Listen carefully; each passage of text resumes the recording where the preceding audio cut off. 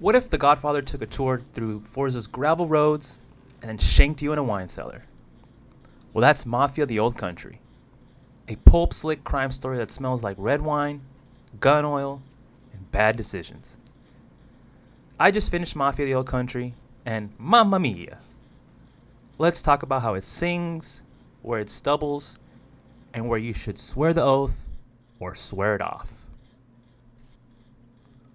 Welcome to 1900 Sicily, where the hills are gorgeous and the labor laws aren't. You are Enzo Favara, a kid who goes from sulfur mines to Don Torrisi's villa, climbing the family's ladder one favor and one sin at a time. The game keeps it tight and linear on purpose, so instead of a map mopping, you're mainlining a mob movie, volcanic tension, star-crossed romance, and the kind of honor that ends in a grave. It's a lean 13-hour game, and honestly, the pacing is a statement. Quick and to the point, and let's just say, what a great story. But a mob story is only as good as the people telling the lies with a straight face. The cutscenes here snap. Camera work, performance, voiceovers, the whole thing feels like a prestige TV series, straight out of HBO.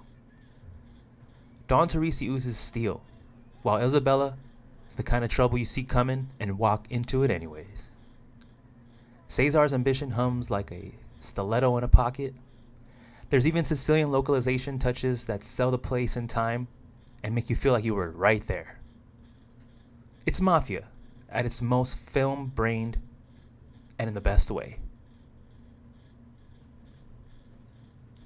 Okay, now let's talk about gameplay.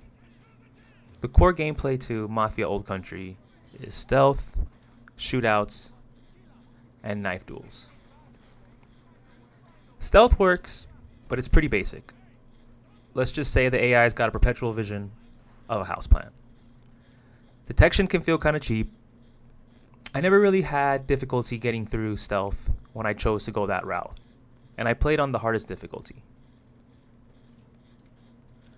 The gunplay in Mafia is your classic cover shooting that you've known to love from the past games before, with a little bit of enhancements and modifications to make it a lot smoother from the past games. And for the knife fights, they are more like a one-on-one boss battle at the end of a chapter. I never really had too much trouble with these, but it's mainly focusing on dodging your opponent's attacks, countering, parrying, breaking their guard, and just going back and forth until a cutscene happens and you lower down their health bar to none. For the most part, they weren't too bad, but let's just say that wasn't my favorite part of the gameplay. Now, besides all the gunplay and fighting, there's also a lot of mobile things you can do, like riding on horses, riding vehicles, and also participate in a race. Kind of paying an homage to Mafia 1 if you played that game before. And we all know how infamous that race was in Mafia 1.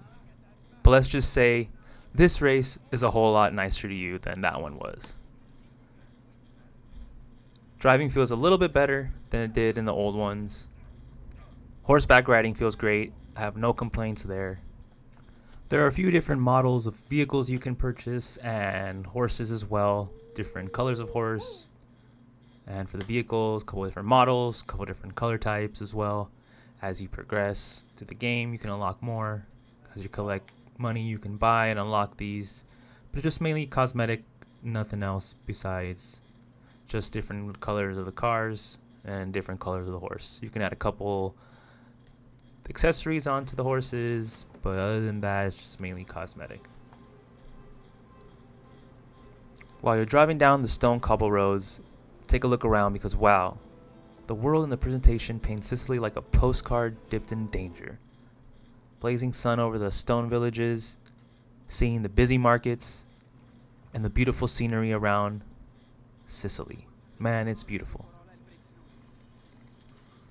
The one thing I will say though is that the world is a little bit underused because the game is so linear. The game looks so beautiful and makes Sicily look amazing, where I wish you can wander off just a bit more, but we all know how Mafia games are. Straight, focused, story game. There is a free mode that does exist. You can window shop for suits, cars, and more collectibles around the world that you might have missed during your playthrough. But that's mainly it for free roaming. So where does this land in the family photo book?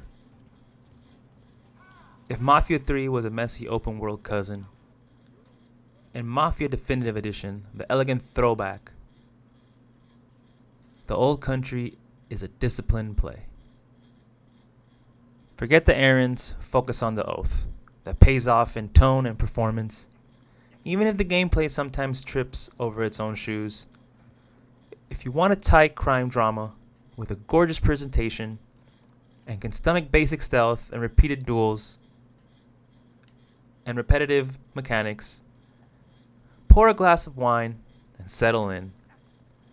If you crave a sandbox freedom, then this isn't your game.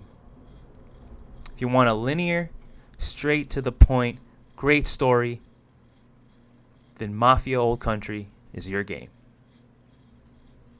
I had a great time playing this game because I know what I was getting into. I wasn't expecting, like I said, an open world game. I was expecting a really good story-driven game, and that's what I got. For the 13 hours or so to 15 hours of gameplay that I played, I had a great time. Again, there are some repetitive things in this game, but what game doesn't have repetition? But I must say, I had a great time, and I do think this is a great installment to the Mafia franchise, and I would recommend you guys give it a try. Now, if you've walked these Sicilian roads, tell me, what moments made you go, oh, did you like Mafia Old Country? Or did you not like Mafia Old Country?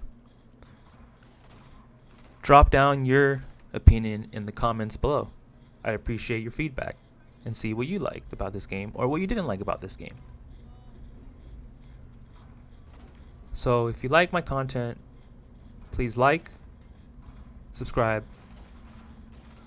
and tune in for more videos on gaming, my life, and whatever else I post. Thanks again for stopping by, guys, and I'll see you guys in the next one. Josh 1 out.